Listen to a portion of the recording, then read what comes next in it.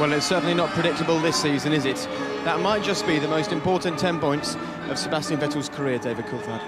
Indeed, he did everything that he needed to do this weekend. Pole position, dominant victory. And as he said at the top of the show, he is now within a shouting distance, closer than Kimi Räikkönen was going into the last two races of this championship battle.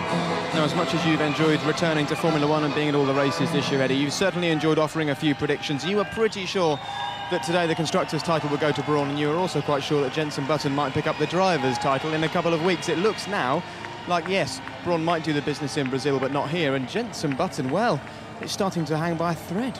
Well, it's scary moment time. Jenson, nevertheless, I thought he was cool enough. He kept Kubica behind him for the last laps because that was fairly tough going. So we give him a bit of credit for him. I think he actually drove well. He made a horrific start, just terrible, not even funny. And this is part of the thing. By winning all those races at the beginning, he has become tentative. I don't like it. It's not constructive, and he needs to get right on with it now and change a different mindset going into the last two. Much more aggressive. He's got a fantastic cushion and has had a better cushion throughout the season. It's now 14 and 16 points respectively from his teammate and from Sebastian Vettel. How concerned would you be if you were Jenson Button's boss, Ross Brawn, at the moment? Well, this is a two-race world championship now, and he starts it with a 14-point advantage. That's a very comfortable position going into those last two races. Now, I think he drove a very strong race here today. Very narrow track, in amongst all that mid-pack trouble. And he kept out of trouble, and then right at the end, a great deal of pressure from Kubica, but kept it all together. So, you know, he's picking up points, and that's what world champions do. Well, Christian Horner has now joined us, the Red Bull boss. Christian, give us your emotion after seeing Sebastian pick up the win there. You said on the team radio, you're the man. He was brilliant today, not just today, but all weekend. His performance in qualifying, in free practice has been sensational. And I said to him before the race on the grid, just go out and enjoy it. And it looks like he did just that. Right, let's do a bit of maths right now. The Constructors' title. It's now half a point. It's all that Brawn need to pick that title up. It's won, isn't it, by Brawn? Well, we're not going to give it away. There's still two races to go. We'll keep fighting, and the drivers has obviously concertinaed a bit. So, we won't give up until the end. The drivers gets very interesting indeed. Sebastian Vettel was talking before the race about statistics, and the statistic is that in 2007, 17 points were lost in the final two races as Lewis Hamilton allowed the title to slip from his grasp. Your young German driver will be well aware of that bit of history, won't he? He's stayed focused throughout, and he's got nothing to lose, so he's got to go and win the next two races. He's going to go for it, and we'll let the championship take care of itself, but our focus will be on winning Brazil and Abu Dhabi. Well, obviously a faultless drive from Sebastian. Can you tell us a little bit about Mark's race? There was obviously a lot of pit stops there. Yeah, Mark has had just a nightmare weekend from start to finish. The off yesterday, then a chassis change overnight, then a headrest problem in the race, a puncture. Just about everything that could have happened, but a small consolation that he got fastest lap of the race right at the end there. I was just going to ask you, what did you do to make that happen? You obviously went with the softer tyres, and you obviously knew you were on very low fuel. How did you manage to squeeze that fastest lap? Well, we used it as a little bit of a test session, so he just wanted to try something, and Mark had a clear run at the end there, new tyres, good circuit, fully rubbered in, and a stunning lap. How much does this put the drive-through penalty in Singapore into context? Because Red Bull believe that you didn't speed in the pit lane. Sebastian Vettel shouldn't have had a drive-through. He was sitting second at the time. He finished the race fourth. If he had finished second in Singapore, that would have changed the picture dramatically, wouldn't it? Yeah, but, there's so many buts and maybes. I think you can't focus on the past for sure. It was an expensive weekend last weekend in what should have been a second place, but we've got to focus on the next two races and make sure we deliver the best result we can. I think the one thing that's maybe put Brawn where they are is consistency. It's the one thing that many of the other teams have lacked with a bit of consistency this season. Perhaps you could have already wrapped up a title or two. I think this season's seen so many changes, and first of all there was a double diffuser issues, and we had a very strong patch having introduced that to our car through the summer. Then we went to some circuits that didn't suit our car package, and we've come back to the last two venues with a big upgrade, and it's worked really well. But we're not sure that Ross Brawn got much sleep last night. I'm not sure you're going to get much sleep for the next couple of weeks. A lot of work ahead and a very big weekend in Brazil. Thank you very much for joining us, Christian.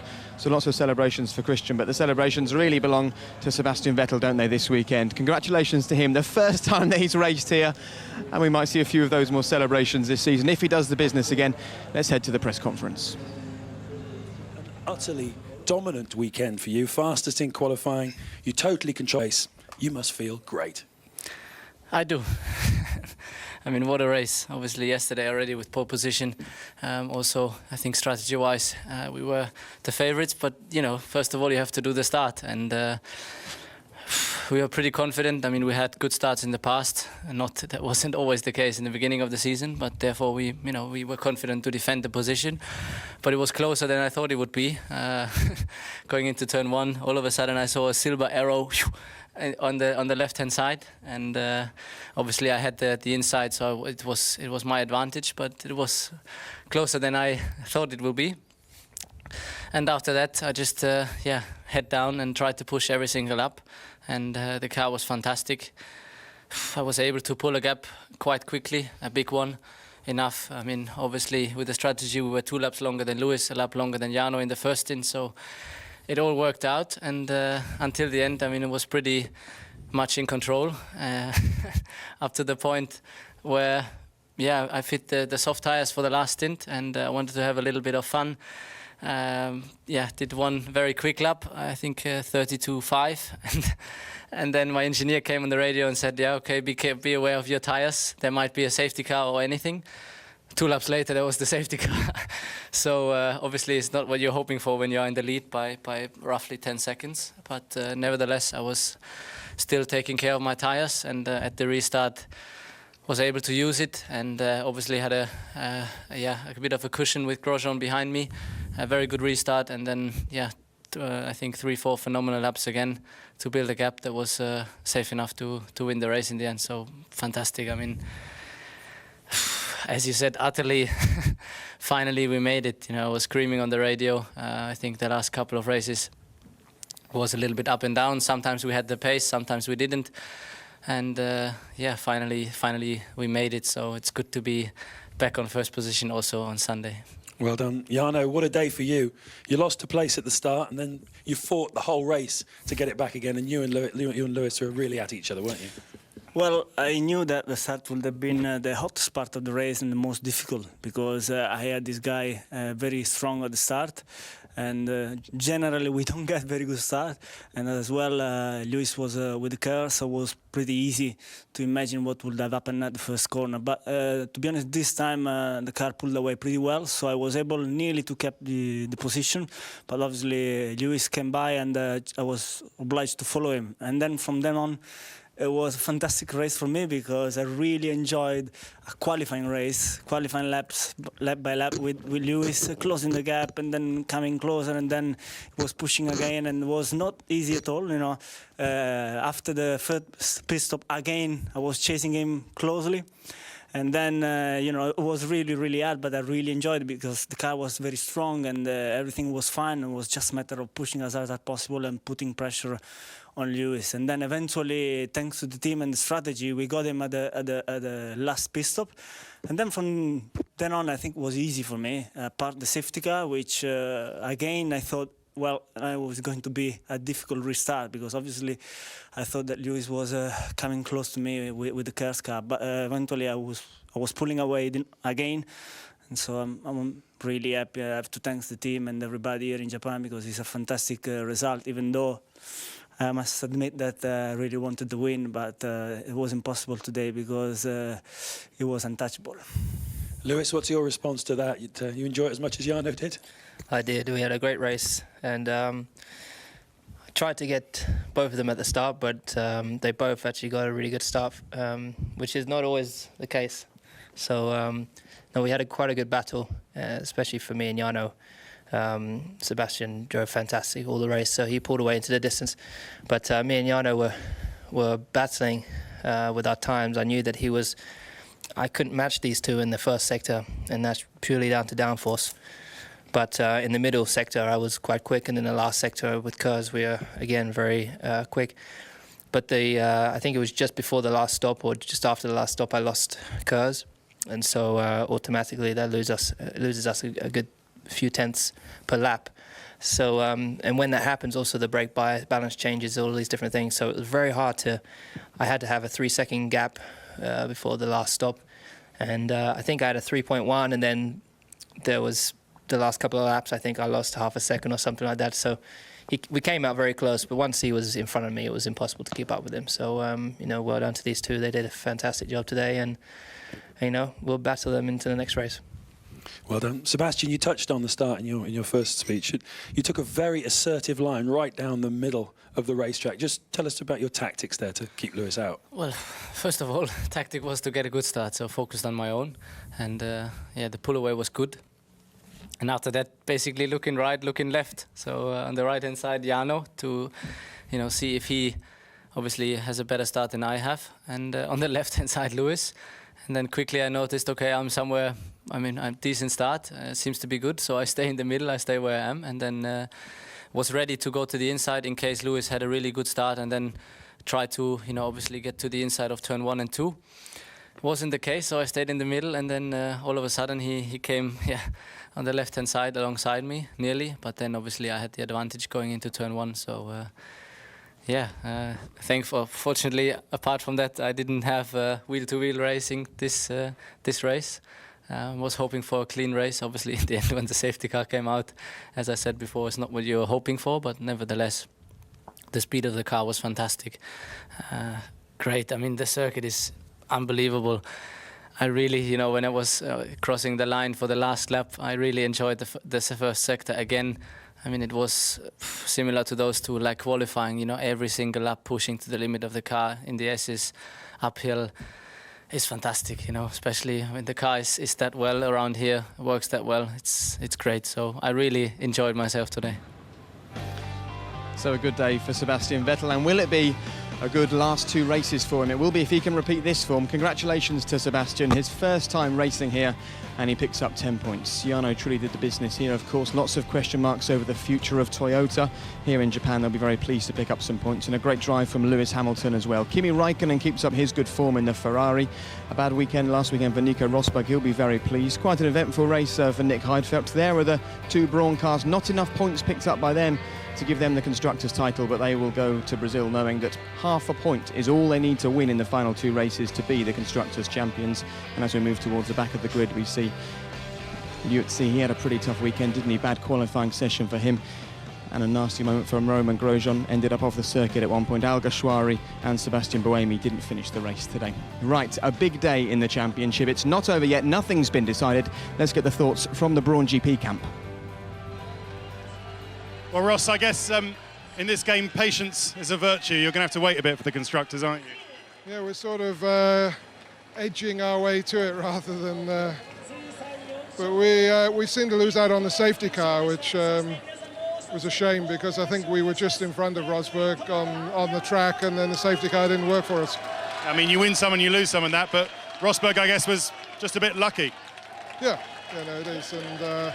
And the safety car rules work quite well now because it controls the pace of people coming in the pits. So, but he was just on the right bit of the track at the right time. Looked like Jensen really fancied having a go at Rubens at the end, but was also having to defend from Kubica. What are your views on their respective races? Fair race. Jensen, you probably heard on the radio, was reasonably happy with the car in the race. We just, again, didn't do a great job in qualifying, and it hurt us. We made the mistakes under the yellows. I think with the pace we had, we were... maybe not rostrum today, but certainly not podium, but just behind. So why wasn't the car capable of doing that? We didn't do a good job in qualifying, and of course we had the penalties for yellow flags. So. Thanks, Ross. Jensen, how much was today about damage limitation? Just talk us through your start. Today was about picking up points, and that's what I did. I can't see I'll only be getting 1 point at the end of the race because Rosberg set his best sector under the safety car, and he went green and he gained 4 seconds on myself and Rubens when you were all doing the same pace because you're limited. We have it on the steering wheel, so I really can't see that I'm only going to get 1 point. I'm sure he's going to get a penalty for that. So 1 or 2 points, it's good, and I only lost 1 to Rubens. Obviously lost a few to Vettel, but we expected him to win the race. The pace has been very good all weekend, and it's nice to pick up 1 or 2 points, whichever one it is, and to finish just behind Rubens. And in the race, my pace was very good. I was very happy with it, and it's just tough when you're that far back at the start. And I was stuck behind people that were stopping much later. But we made it work in the end, and we got a point or 2 out of it. So I'm happy with today's performance. Everyone's been talking up championship, you could have won it here, but what positives can you take away? Because it seems that people just wanted you to win it here, but as you say, you are happy. I am happy, my race pace was good, and that's all I can hope for. And, I was pulling massive amounts of time out of the people in front of me. It's very difficult to overtake around here, and with that safety car, it punched us all up, but I did the best I could, and in the car that I have, and today the car was working reasonably well, but obviously not as good as the cars right at the front. But we got the best out of it today. Yesterday was another story with the yellow flags and what have you, but it would have made my race a lot easier. Obviously we didn't have that incident, but we did. So a point or two today. 1 point lost to Rubens and 8 or 9 to Vettel. We go to 2 circuits now that should suit our car reasonably well, so I'm excited about the next 2 and looking forward to Brazil. Rubens, we've just spoken to Jensen. He seems happy with the points that he got today. How are you feeling? Well, I wasn't happy with the setup for the whole race. I was struggling big time with the tires on the car, and Raikkonen just gained a hell of a lot on me. I mean, when we had the same tires to begin with, I felt okay, and but I couldn't get back. So basically, that was the story. I would have finished 6th if it wasn't for the safety car. That's the best I could have aimed for today. And just tell us about those last few laps, because it was pretty exciting out there. There wasn't just yourself with Jensen chasing you, but there was Kubica in the mix and so many different things going on. Yeah, well, you just have to look in front of you and try to get as much as you can. There's nothing much you have to do. It's pretty difficult to overtake in Formula One, so you have that on the bag as well. So you head to Brazil next, your home race. How are you feeling about fighting out the title in those grounds? Well, that's my home race, as you said. I'll be going happily there to win the race and hopefully to keep my chances alive. You seem a little bit frustrated, is that correct? No, I'm frustrated with the setup of the car. I mean, I didn't get the best out of the car and I was struggling out there. I did what I had to do. Pretty much, it looked like when Jensen got the other setup, he went faster.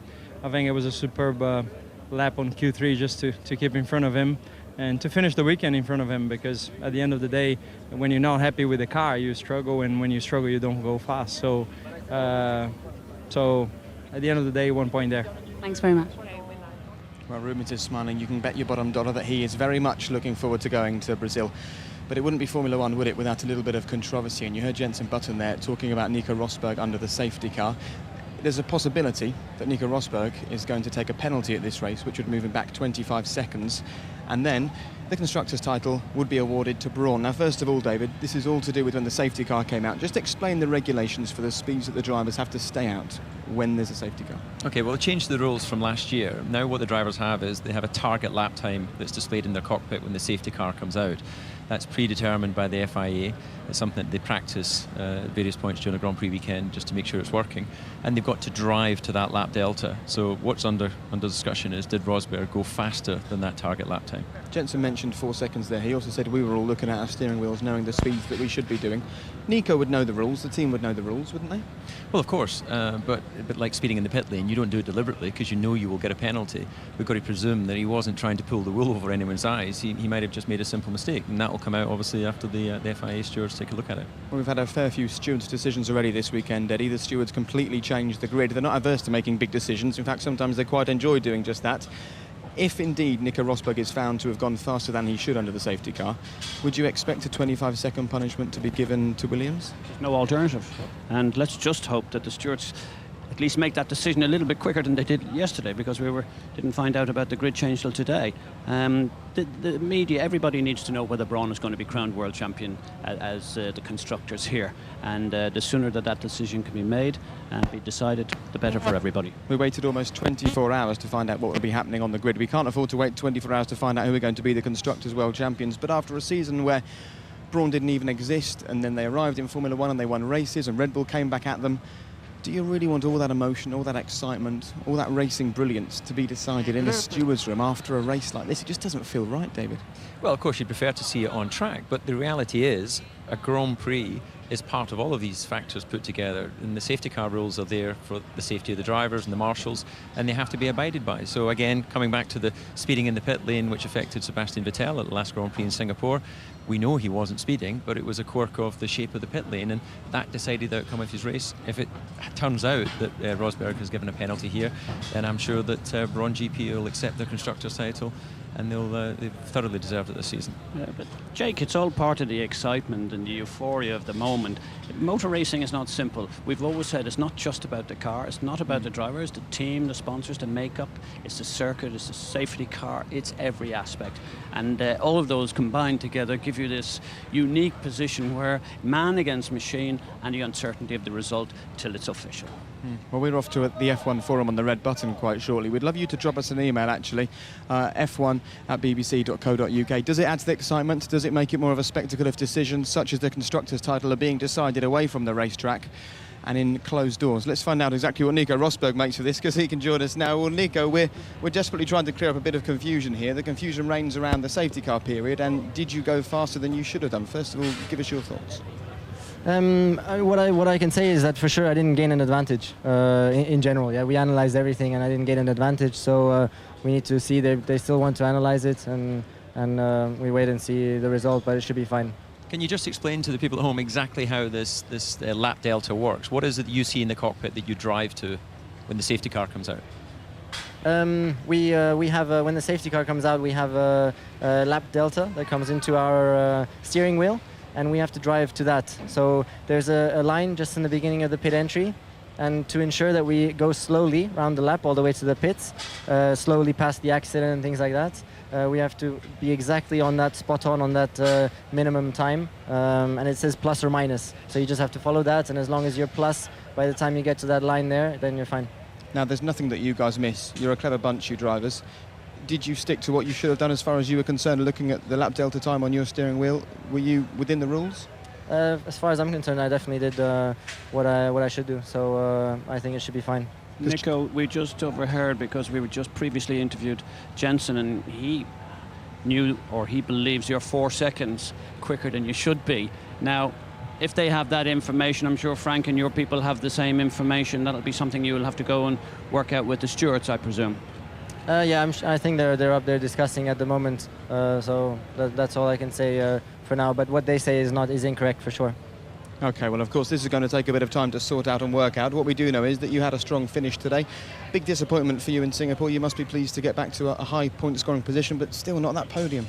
Yeah, Singapore was a real disaster. Just very, very, very silly from my side. And here, to be honest, we weren't quick enough all weekend. So I mean, even during my sleep, I made up 4 positions. So it was a very good night for me. And then I had a good start, and I had a really good strategy because of the fact that we were 11th yesterday in qualifying. We put a lot of fuel in to try and beat the people in front somehow on strategy. And then with that fuel to then be 7th, it puts you in a great position. So all I had to do was keep people behind me. And even Jensen, for example, there was no way he was going to beat me, because every time he pits before me, I can put in some really quick lap times and pit and come out in front. So it's going to be very difficult for people to overtake me. Of course, if you have accidentally gone too fast, you may well give the constructors' title to Brawn, and who knows, maybe they might reward you with a drive in their car for next season. Well, I definitely hope that I don't lose my 5th place. All right, fantastic. And I'm sure you do hope you get that drive with Brawn. Thank you very much for joining us, and have a good couple of weeks before Brazil. Thank you very much. Thanks a lot. Bye. Okay, Nico. Well, as far as Nico's concerned, he didn't break the rules. The drivers know, don't they, if they have gone faster than they should have done, surely? Well, unless he wasn't looking at his lap delta, then it's pretty clear to him that he didn't do anything outside the rules. So I'm not really sure where the information to Jensen came from, unless it was a visual. You know, if you're sitting in the car driving at a certain speed and another car's pulling away from you, then that becomes your reference for why you think they might have been speeding. Okay, well, you can make up your own mind whether you think he was speeding or not when you watch the rerun of the race this afternoon on BBC One at 1 o'clock. There's also the highlights of today's race as well at 7 o'clock this evening on BBC Three. And in 2 weeks' time, we go to Brazil. The 4th of October. Will the constructors and drivers' titles be decided then? Right, we are now going to head off to Brawn for the F1 forum. f1@bbc.co.uk is our email address. We'd love you to get in touch with us, and in some ways, Eddie, it's fantastic that we've got this red button forum, because we've got quite a lot to discuss, such as, are we about to decide, away from the track, the Constructors' Championship? Hopefully not. These decisions ideally should be made on the track, and we've seen a great race, in my opinion, and that's where it should be finished. OK, gentlemen, thank you both very much. What we don't know quite yet is who's going to be crowned Constructors' Champion. We do know that 3 drivers will be going for victory in Brazil. Make sure you join us in 2 weeks' time. Bye-bye.